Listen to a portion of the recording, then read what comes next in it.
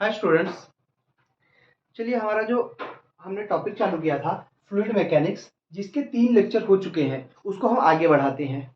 Fluid mechanics के जो आपने अगर पहले 3 वीडियोस देखे होंगे तो आपने देखा होगा कि जो फर्स्ट लेक्चर था, उस फर्स्ट लेक्चर में हमने फ्लूइड मैकेनिक्स को इंट्रोड्यूस किया था और साथ ही साथ फ्लूइड मैकेनिक्स के कुछ बेसिक कंसेप्ट को भी देखा था।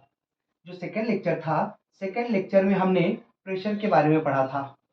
प्रेशर क्या होता है, प्रेशर कितना कहाँ एक्ट करता है, और मेनली इस लेक्चर के अंदर हमने देखा था कि अगर कोई स्टैटिक फ्लूइड है, मतलब रुका हुआ फ्लूइड है, तो रुके हुए फ्लूइड में, रेस्ट वाले फ्लूइड में उसके सरफेस से एच वर्टिकल डेप्थ पर, यहां पर मान लेते हैं कि ये फ्लूइड है और इस पॉइंट पर मुझे प्रेशर निकालना है, तो एच वर्टिकल डेप्थ के ऊपर जो प्रेशर होता था वो प्रेशर होता था एटमॉस्फेरिक प्रेशर, जो कि हमने पी नॉट से डिनोट किया था। P naught plus of rho G H, ये टोटल प्रेशर होगा।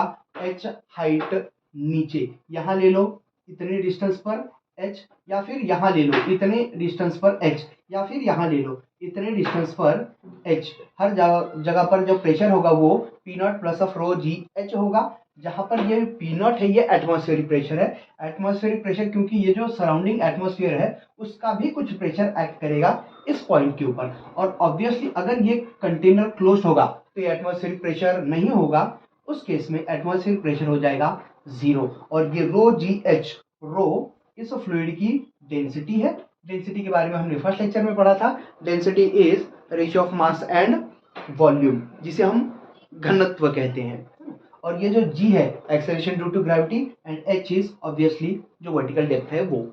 और थर्ड लेक्चर में, अच्छा, इस केस में जो फ्लूइड है वो रेस्ट में होना चाहिए। और एक बात, सेम सेम हॉरिजॉन्टल लेवल पर जो प्रेशर होगा वो सेम होगा। जैसे कि इस पॉइंट पर, इसको अगर मैं पॉइंट ए ले लूं और यहां अगर मैं कोई पॉइंट बी ले लूं, तो सिंस ये दोनों भी वर्टिकल डिस्टेंस एच पर ही है सरफेस से, वाटर के सरफेस से, फ्लूइड के सरफेस से, तो इन दोनों पॉइंट पर जो प्रेशर होगा वो सेम होगा। मतलब कि एक रुके हुए फ्लूइड में, स्टैटिक फ्लूइड के अंदर जो प्रेशर होगा at same horizontal level, same horizontal level के ऊपर जो प्रेशर होगा वो सेम होगा। ये हमने सेकेंड लेक्चर में देखा था। और थर्ड लेक्चर में हमने पढ़ा था पास्कल्स लॉ के बारे में। पास्कल्स लॉ स्टेट करता था कि अगर कोई स्टैटिक फ्लूइड है, स्टैटिक फ्लूइड के अंदर अगर किसी पॉइंट पर प्रेशर चेंज होता है, जैसे कि हमने बोल दिया भाई यहाँ कहीं हमने किसी कंटेनर में फ्लूइड रखा हुआ है और इस कंटेनर में किसी पॉइंट पर अगर हम प्रेशर चेंज करते हैं, तो इस पॉइंट पर जितने अमाउंट से प्रेशर चेंज होगा, इस स्टैटिक फ्लूइड में हर पॉइंट पर सेम अमाउंट से प्रेशर चेंज होगा। The pressure change at one point will be equally transmitted at all points in the static fluid। हर जगह पे सेम अमाउंट से प्रेशर चेंज होगा। ये हमारा पास्कल्स लॉ था। ओके, यहाँ तक हमने फ्लूइड मैकेनिक्स में पढ़ा है। आइए आगे बढ़ते हैं और आज देखते हैं कि अगर कभी फ्लूइड है और फ्लूइड अगर मोशन में हो जाए तो उस केस में प्रेशर कितना होगा और प्रेशर कैसे चेंज होगा। आज हम पढ़ेंगे variation of pressure, variation of pressure in an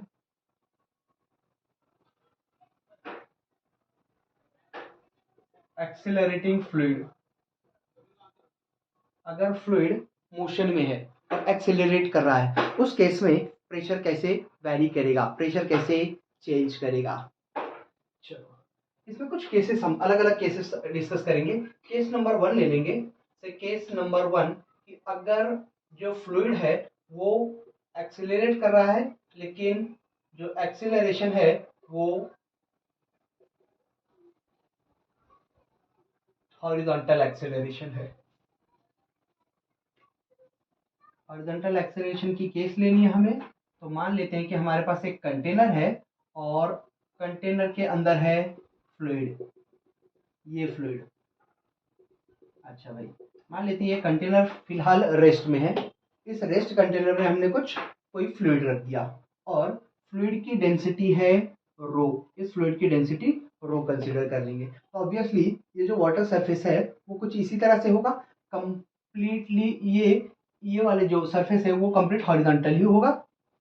और अब सोच के देखो, अगर इस कंटेनर को मैं मूव करता हूं इस तरफ विथ सम एक्सेलरेशन ए, इसको अगर हम मूव करें इस तरफ, तो ये जो पानी का सरफेस है वो इस एंड का पानी कुछ ऊपर उठ जाएगा और ये वाला कुछ नीचे चला जाएगा। होगा ऐसा? ऑब्वियसली अगर हम घर पे भी ट्राई करें, किसी ग्लास में हम पानी ले लें और उस ग्लास को अगर हम इस तरह से मूव करें तो ग्लास के इस एंड का जो पानी होगा वो कुछ ऊपर होगा एज कंपेयर टू इस एंड के। तो ऑब्वियसली इस केस में भी यही होगा। इस तरफ जो पानी का हिस्सा है, जो फ्लूइड है, वो फ्लूइड का हाइट ज्यादा होगा as compare to this and.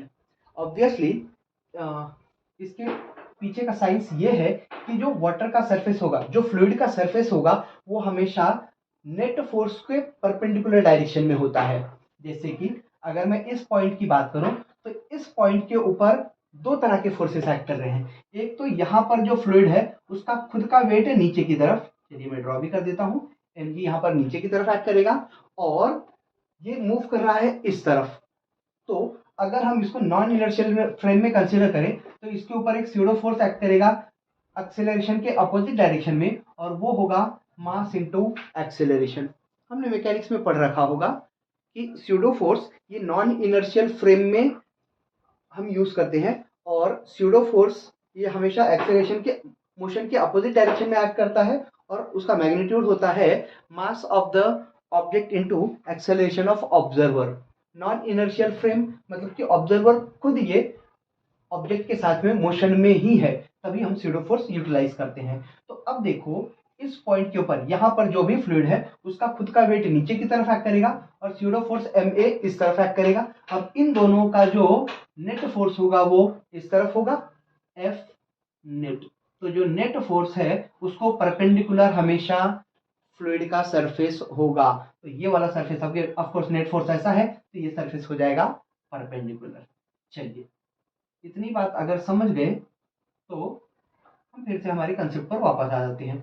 हमने कंटेनर लिया था, कंटेनर को ये एक्सेलरेशन से इस तरफ हम मूव कर रहे थे, ये वाला सरफेस कुछ ऊपर चला जाएगा और ये सरफेस कहीं आ जाएगा नीचे की तरफ। इन दोनों में कुछ वर्टिकल डिफरेंस होगा। अब हम जानना चाहते हैं कि प्रेशर कितना होगा अलग अलग पॉइंट्स पे। मान लेते हैं कि हमने इस सरफेस से कुछ नीचे लिया, यहाँ पर ले लिया एक पॉइंट ए, हमने बोला यहाँ पर कुछ प्रेशर बताओ भाई। ये वाला जो पॉइंट हमने लिया है, ये पॉइंट सरफेस से मान लेते हैं h1 डिस्टेंस पर है।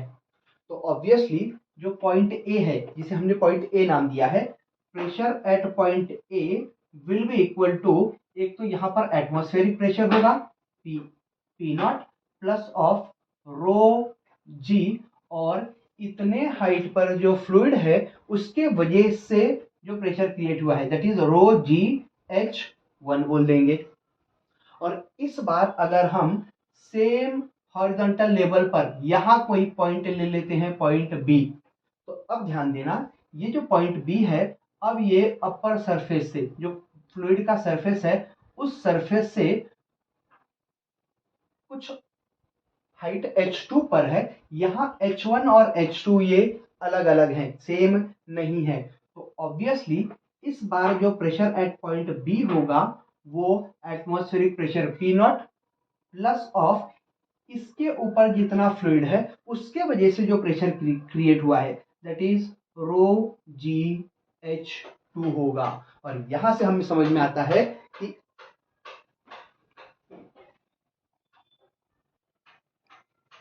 प्रेशर ए पॉइंट और बी पॉइंट पर सेम नहीं है। ए पॉइंट और बी पॉइंट ये दोनों भी सेम हॉरिजॉन्टल लेवल पर ही हैं, फिर भी प्रेशर सेम नहीं है।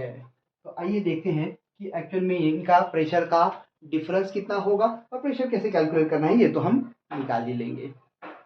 चलिए, तो इसको डिराइव करने के लिए हम एक काम करते हैं कि यहाँ पर एक जो फ्लूइड है उस फ्लूइड का इमेजिनरी सिलेंडर कंसिडर कर लेते हैं। ये कंसिडर कर लिया हमने एक इमेजिनरी सिलेंडर ऑफ फ्लूइड, और ए पॉइंट और बी पॉइंट उस सिलेंडर के एंड पर कंसिडर कर लेते हैं। ए पॉइंट और बी पॉइंट के बीच का जो डिस्टेंस है उसको कंसिडर कर लेंगे डिस्टेंस एल, या फिर ऐसा बोल दीजिए कि जो सिलेंडर है उसका लेंथ एल है। अब सोच के देखिए कि ए पॉइंट पर जो प्रेशर होगा वो पी ए बोल रखा है हमने, और हमें मालूम है कि प्रेशर ये फोर्स अपॉन एरिया होता है। तो क्या हम ऐसा बोल दें, pressure at A that is PA will be force at A upon में। अब ये जो फोर्स होता है ये हमने पहले लेक्चर में, सेकंड लेक्चर में पढ़ा है कि जो प्रेशर है that is perpendicular force upon area. तो PA equals to force upon में क्रॉस सेक्शनल एरिया हो जाएगा। या फिर हम इस बात को ऐसे भी बोल सकते हैं कि ये जो फोर्स है FA पॉइंट A के ऊपर, ये pressure eight A into cross sectional area A होगा, और ये प्रेशर इस पॉइंट पर, सर ये वाला जो फोर्स होगा एफ ए वो यही होगा। अच्छा, सिमिलरली बी पॉइंट की अगर हम बात करें तो बी पॉइंट पर जो प्रेशर होगा उसको मैं लिख सकता हूँ force at point B upon में क्रॉस सेक्शनल एरिया, और ये जो सिलेंडर है हमने यूनिफॉर्म कंसीडर करके रखा है, तो ए पॉइंट पर और बी पॉइंट पर जो एरिया होगा वो सेम होगा।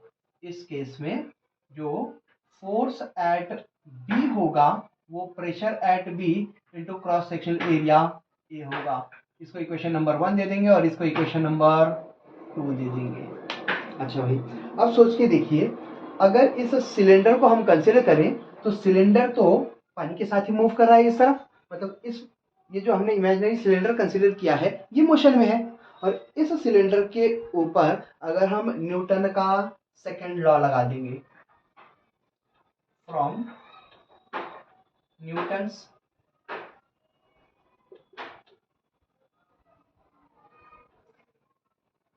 सेकंड लॉ, ये वाला फोर्स एफ ए इस तरफ एक्ट कर रहा है, और जो हमने force at point B F B लिया है वो इस तरफ एक्ट करेगा, फोर्स एट पॉइंट बी, और एफ ए के डायरेक्शन में एक्सीलरेशन है। इसका मतलब कि जो एफ ए है उसका मैग्नीट्यूड ज्यादा होगा, और net force on the cylinder मैं ऐसा लिख सकता हूँ एफ नेट, जो कि F A minus of force at point B will be equal to mass into acceleration. Mass किसका, भैया मैंने इमेजिनरी सिलेंडर कंसीडर किया है तो उसी का मास लेंगे, और एक्सेलरेशन भी सिलेंडर का, जो कि पूरे फ्लूइड का एक्सेलरेशन होगा। अच्छा भाई, इस हिसाब से अगर मैं फोर्स एट ए पॉइंट की बात करूं, ये हो जाएगा pressure at point A into, हमने इक्वेशन नंबर 1 में निकाल के रखा है कि force at A P A into cross sectional area A होगा, minus of force at point B will be pressure at point B into cross sectional area A होगा, और ये equal to mass into acceleration होगा। और हमें मालूम है कि density of a fluid is mass upon volume, तो मैं ऐसा बोल सकता हूँ mass equals to density into volume. Density into volume तो cross sectional area into length होगा, वॉल्यूम इस इमेजिनरी सिलेंडर का ही लगेगा ना भाई, तो इस इमेजिनरी सिलेंडर का जो वॉल्यूम होगा वो इसका cross sectional area into total length होगा, मतलब मैं मास को रो ए एल लिख सकता हूँ। तो इस मास को हम सब्स्टिट्यूट करेंगे रो into A into L into ये वाला एक्सीलरेशन ए। अब यहां से ध्यान से देखो, ए ए ये तीनों सेम होगा, मतलब इन दोनों टर्म्स में से हमने ए कॉमन लिया होगा और यहाँ वाला ए कैंसिल कर देंगे, हमें मिलेगा pressure at A minus pressure at B equals to rho L A. और ध्यान से देखिए, ये जो P A minus P B है, ये pressure at A minus pressure at B, इन दोनों पॉइंट्स के प्रेशर का डिफरेंस है। इन दोनों पॉइंट्स के प्रेशर का डिफरेंस ये rho, that is the density of the fluid into acceleration of the fluid into horizontal distance between both points है। ए और बी पॉइंट के बीच का जो फ्लूइड प्रेशर का डिफरेंस होगा वो rho into A into distance between the two points होगा। This is pressure difference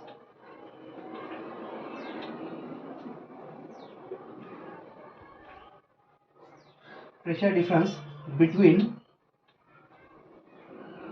two points separated by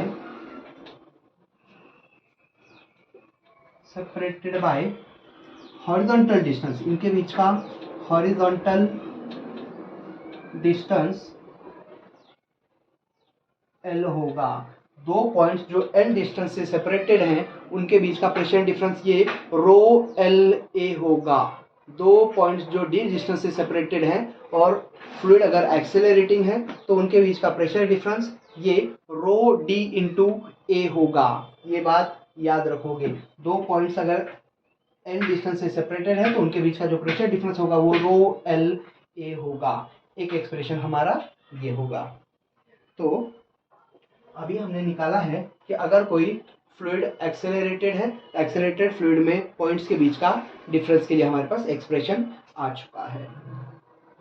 आइए आगे बढ़ते हैं और इसी एक्सप्रेशन को थोड़ा और सिंप्लीफाई करते हैं।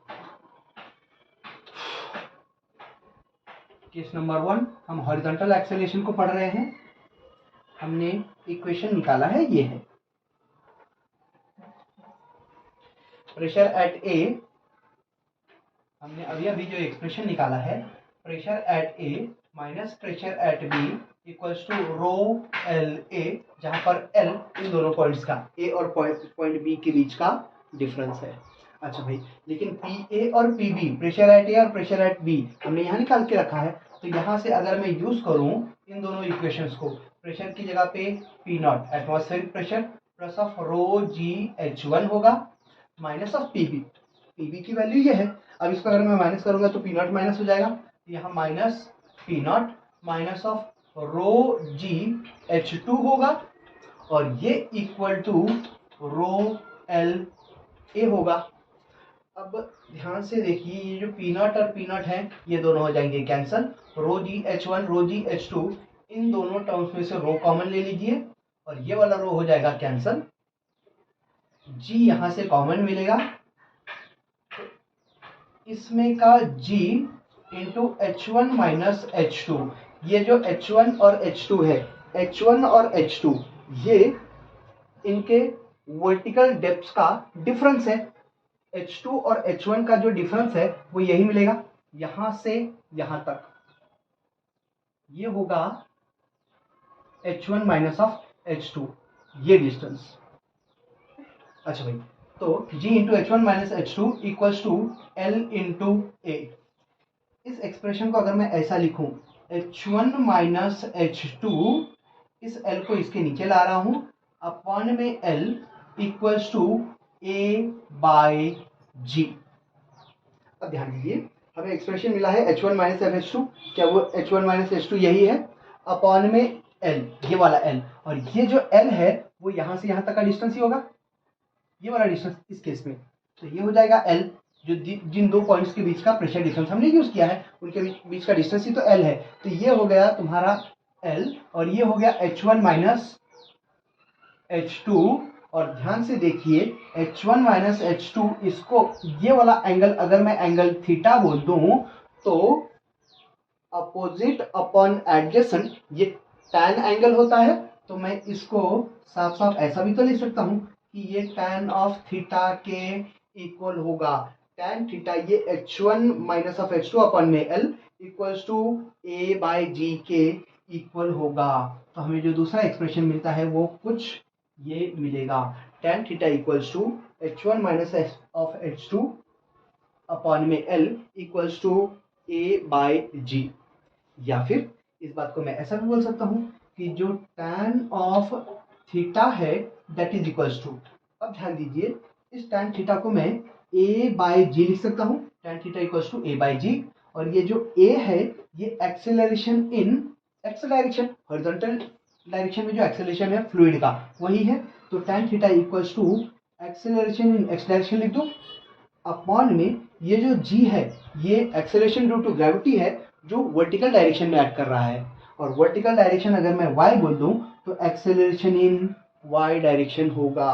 सो इस केस में अगर हॉरिजॉन्टल डायरेक्शन में कोई फ्लूइड एक्सेलरेट कर रहा है तो उस केस में जो एक्सेलरेशन होगा जो tan ऑफ थीटा होगा that will be equals to horizontal acceleration upon vertical acceleration. ये दो टर्म्स आप याद रखोगे, एक जो प्रेशर डिफरेंस होगा वो, और दूसरा जो tan ऑफ थीटा है, ये जो एंगल बनाएगा हॉरिजॉन्टल सरफेस, जो फ्लूइड का सरफेस है वो हॉरिजॉन्टल के साथ कितना एंगल बनाएगा, tan ऑफ थीटा, और जो थीटा होगा that will B tan inverse of a by g बोलो, या फिर horizontal acceleration upon vertical acceleration.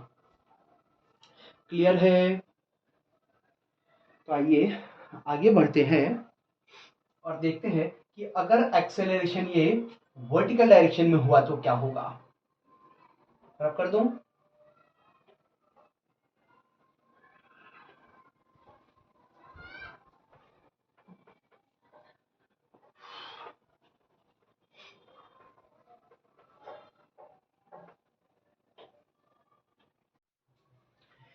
आइए केस नंबर 2 देखते हैं। अगर एक्सेलरेशन ये वर्टिकल हो तो क्या।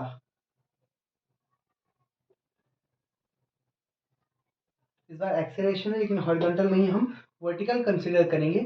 वर्टिकल एक्सेलरेशन या तो अपवर्ड एक्सेलरेशन हो सकता है या फिर डाउनवर्ड एक्सेलरेशन। चलिए केस नंबर, इसके अंदर भी पहली केस ले लेंगे। अगर मान लेते हैं कि फ्लूइड है और फ्लूइड जिस कंटेनर में रखा हुआ है वो कंटेनर मूव कर रहा है ऊपर की तरफ विथ सम एक्सेलरेशन a। तो वर्टिकल एक्सेलरेशन, लेकिन एक्सेलरेशन की केस लेंगे हम अपवर्ड एक्सेलरेशन।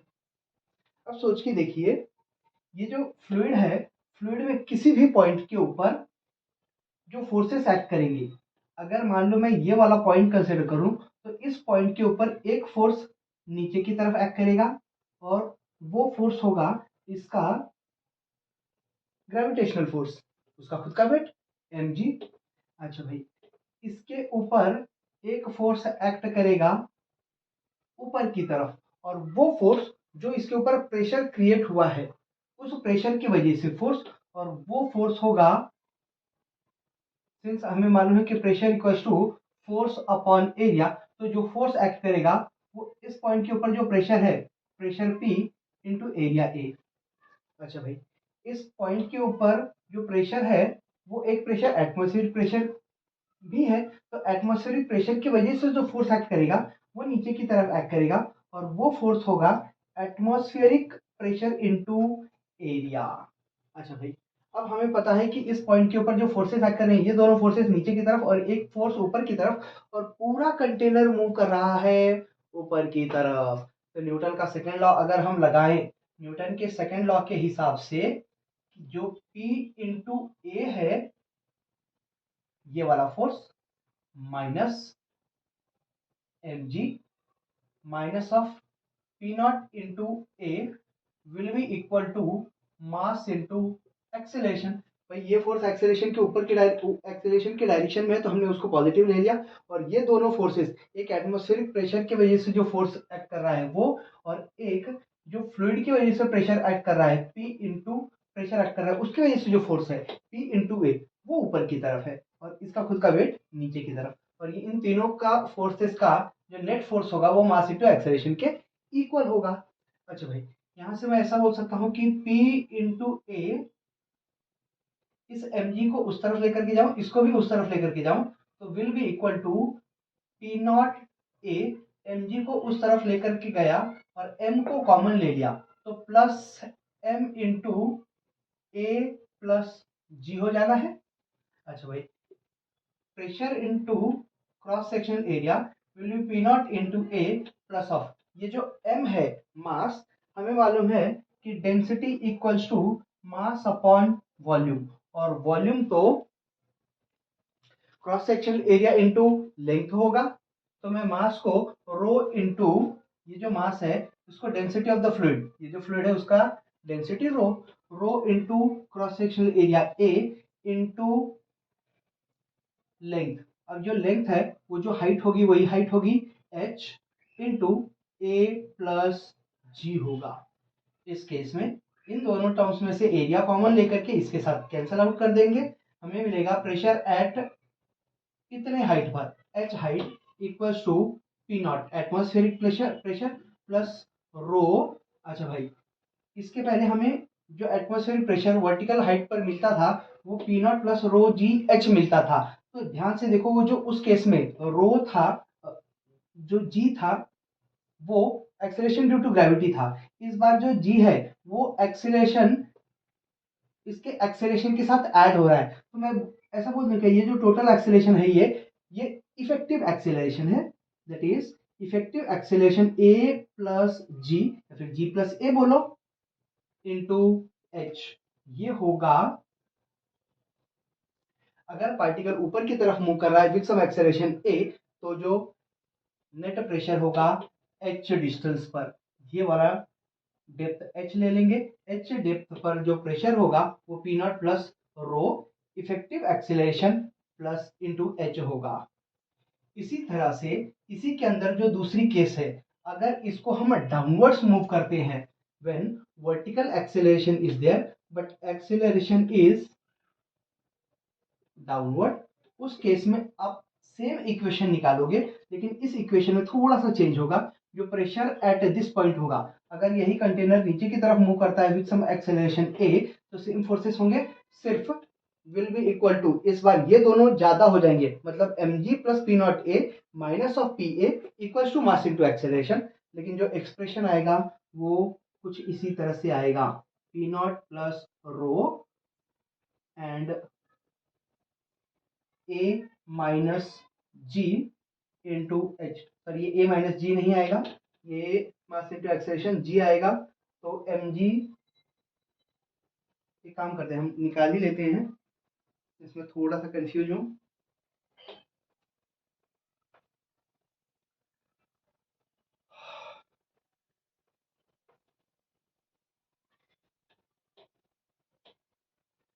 आइए मूव करते हैं और देखते हैं। हम वर्टिकल एक्सेलरेशन है, लेकिन इस बार हम जो वर्टिकल एक्सेलरेशन लेंगे वो डाउनवर्ड एक्सेलरेशन लेंगे।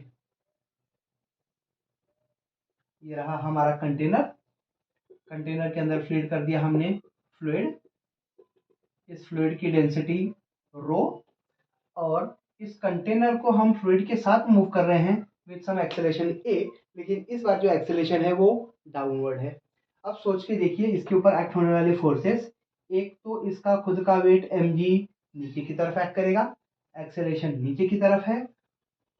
जिस भी हाइट पर हम कंसीडर करेंगे, जिस पॉइंट पर हमें प्रेशर डिटरमाइन करना है, उस पॉइंट का डिस्टेंस अगर h होगा, तो उस पॉइंट पर जो प्रेशर एक्ट करेगा वो फ्लूइड के वजह से जो प्रेशर होगा वो रो जी एच होगा, और उसके वजह से जो फोर्स होगा वो P इंटू ए बोल दे भाई। और जो एटमॉस्फेरिक प्रेशर होगा वो भी नीचे की तरफ होगा, और वो होगा P नॉट इंटू ए, एटमॉस्फेरिक प्रेशर के वजह से जो फोर्स है P नॉट इंटू ए। अच्छा भाई, और कोई फोर्सेस तो होंगे नहीं, हम नॉन इनर्शियल फ्रेम में बॉडी को कंसीडर कर रहे हैं। तो जो नेट फोर्स होगा वो mg plus P naught A minus of P A equals to mass into acceleration होगा। हमें ये वाला पॉइंट के ऊपर का प्रेशर निकालना है, तो हम लिख सकते हैं P इंटू ए, इसको इस तरफ लेकर के गए और ये वाला टर्म इस तरफ लाएंगे, will be equal to P naught A plus of M G minus of M A equals to P naught A plus of ये वाला जो मास है। अब इस बार हम डायरेक्ट लिखेंगे रो डेंसिटी इंटू वॉल्यूम, और volume cross section area into H होगा इंटू जी माइनस ए, और लेफ्ट साइड में हमारे पास है पी इंटू ए, और इन दोनों टर्म्स में से एक कॉमन लेकर के कैंसिल कर देंगे। हमें जो प्रेशर मिलेगा वो होगा P naught plus of rho effective G minus A effective acceleration into H. तो ये होगा प्रेशर का एक्सप्रेशन। अगर कंटेनर मूव करता है नीचे की तरफ, ऐसा बोल दीजिए फ्लूइड मूव करता है vertically downward with some acceleration A, तो नेट प्रेशर इतना होगा। हमने अब तक 3 तरह के केसेस डिस्कस किए। अगर कोई फ्लूइड ये एक्सीलरेशन हॉरिजॉन्टल एक्सीलरेशन में है, तो जो प्रेशर डिफरेंस होगा that will be rho into distance between the points, where the pressure difference is to be found out, that is L into acceleration of the fluid, rho L A निकाला था हमने, बराबर। अच्छा भाई, अगर container, दूसरी case लिया था हमने, अगर कंटेनर वर्टिकली अपवर्ड मूव करता है विद सम एक्सेलरेशन A, तो किसी भी पॉइंट पर जो प्रेशर होगा वो होगा P not atmospheric pressure plus of, अच्छा ये एटमॉस्फेरिक प्रेशर अगर कंटेनर बंद हो तो एटमॉस्फेरिक प्रेशर एक्ट नहीं करेगा। अच्छा भाई, तो किसी भी पॉइंट पर h डिस्टेंस पर जो प्रेशर होगा वो P naught plus rho G effective, और अगर बॉडी कंटेनर ऊपर की तरफ मूव कर रहा है, फ्लूइड ऊपर की तरफ एक्सेलरेट कर रहा है, तो इफेक्टिव एक्सेलरेशन जी प्लस ए होगा इंटू एच, और अगर नीचे की तरफ मूव करता है तो इफेक्टिव एक्सेलरेशन जी माइनस ए होगा, और एक्सप्रेशन होगा ये हमने 3 केसेस निकाले। आइए एक केस और डिस्कस करते हैं कि अगर कभी किसी कंटेनर में लिक्विड ये रोटेट करता है, उसको डिस्कस करेंगे। और ये जो दोनों कंसेप्ट हम आज के लेक्चर में ले रहे हैं, इसके ऊपर क्वेश्चंस अगले लेक्चर में डिस्कस करेंगे। तो केस ले लेंगे हम कि liquid is subjected to rotation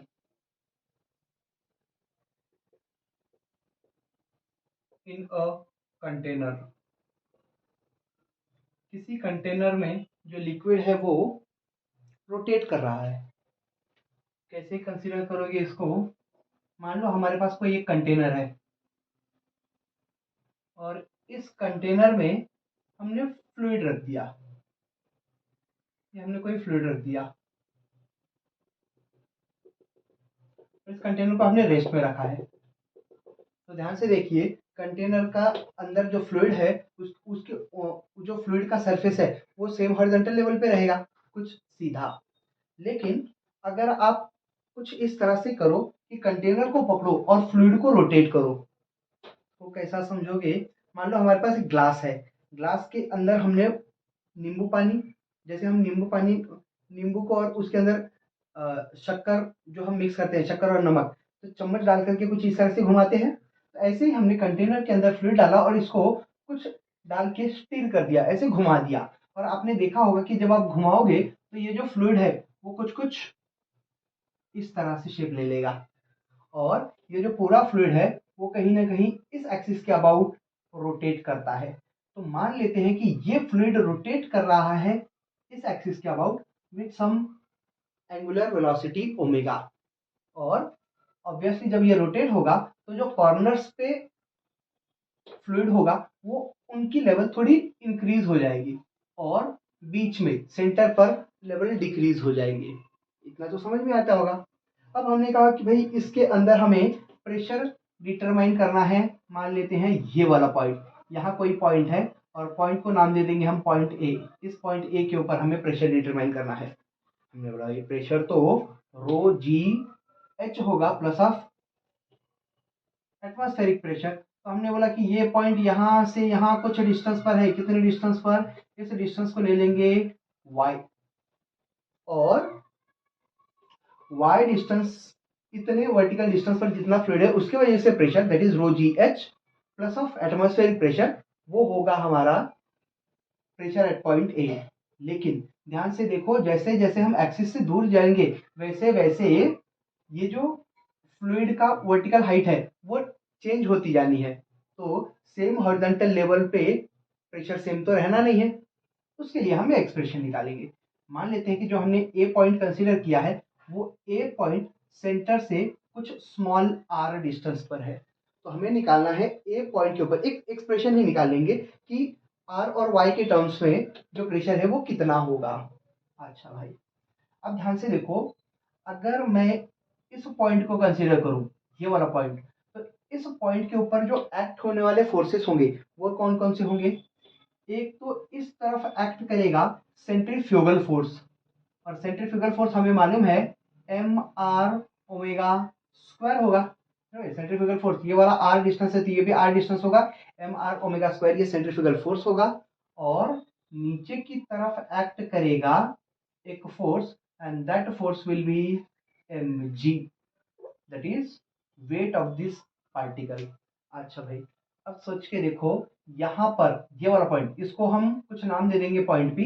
इस पॉइंट पी को मैंने अलग बाहर निकाल लिया, ये वाला पॉइंट पी। इस पॉइंट पी पर एक centrifugal force M R omega square यहाँ एक्ट कर रहा है, और M G weight of the fluid ये नीचे की तरफ एक्ट करेगा।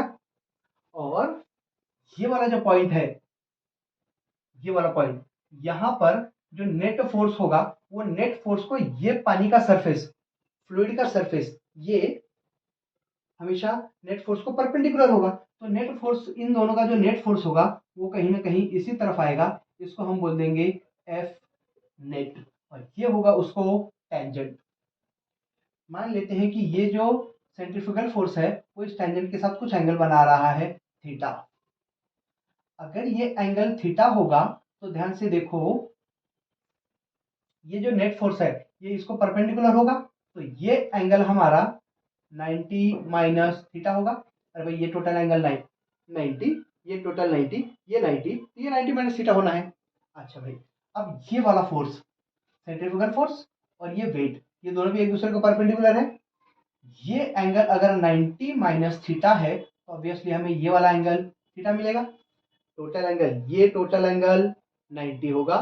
90 में से ये वाला एंगल अगर 90 माइनस थीटा है तो ऑब्वियसली ये थीटा होगा, तभी तो थीटा प्लस 90 माइनस थीटा हमें 90 मिलेगा। ये टोटल एंगल 90, तो हमें ये एंगल मिलेगा थीटा।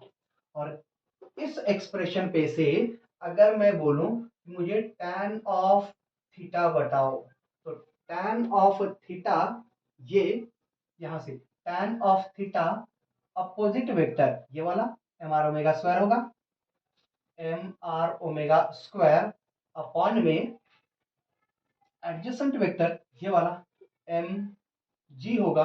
एम एम अगर मैं कैंसिल कर दूं तो मुझे tan ऑफ थीटा की value R omega square by G मिली है। ये इतना मिलेगा मुझे tan ऑफ थीटा की वैल्यू। अच्छा भाई, हमें tan ऑफ थीटा की वैल्यू नहीं चाहिए, हमें निकालना है कि प्रेशर किस तरह से वैरी कर रहा है जैसे जैसे हम वर्टेक्स से, ये जो एक्सिस है, एक्सिस ऑफ रोटेशन, इससे जैसे जैसे हम दूर जाएंगे। अब ध्यान से देखो, ये जो y है, ये वर्टिकल हाइट y ये फंक्शन है, y is function of r। जैसे जैसे हम ये वाला डिस्टेंस इंक्रीज करेंगे वैसे वैसे y भी इंक्रीज करते जाएगा। मतलब y ये r पर डिपेंड कर रहा है, y is function of r। और इस हिसाब से मैं ऐसा बोल सकता हूं कि dy बाय dr ये स्लोप है, slope of y r function, slope of y r graph बोलो या फिर कर्व बोलो, है ना। और dy बाई डी आर ये अगर स्लोप है तो वही तो डेरिवेटिव होता है, और इसको मैं tan ऑफ थीटा लिख सकता हूं। भाई मैथमेटिकल टूल्स में आपने ये पढ़ा ही होगा कि slope is equals to derivative of that function. तो मैं tan ऑफ थीटा को dy बाई डी आर लिख सकता हूं। सो tan ऑफ थीटा को अगर मैं dy बाई डी आर लिख दूं तो dy बाई डी आर ये आर ओमेगा स्क्वायर बाय जी के इक्वल होगा। ये वाला डी आर इस तरफ लेकर के आ जाऊं, D Y equals to R omega square by G into D R. दोनों तरफ अगर मैं इंटीग्रेट करूं तो डी वाई का इंटीग्रेशन मुझे y देगा, विल बी इक्वल टू, यहां पर ओमेगा स्क्वायर, ये जो ओमेगा है ये अगर कांस्टेंट है, जी भी कांस्टेंट है, तो इंटीग्रेशन ऑफ मुझे लेना पड़ेगा आर डी आर का। चलो भाई, यहां से यहां आ जाएंगे, इसको हटा दूं, ये वाला पोर्शन रख कर देते हैं। यहां से जो y होगा that will be omega square by G into R का integration with respect to R कितना हो जाना है भाई, आर स्क्वायर बाय 2। तो मैं फाइनली बोल सकता हूं कि जो y होगा that will be equal to omega square R square by 2g। अब बात आती है कि हमने y क्यों निकाला। हमने बोला भाई जो पॉइंट ए है वो वाई हाइट पर होगा। अब ये जो हाइट है उसे हमने इसके पहले एच बोला था।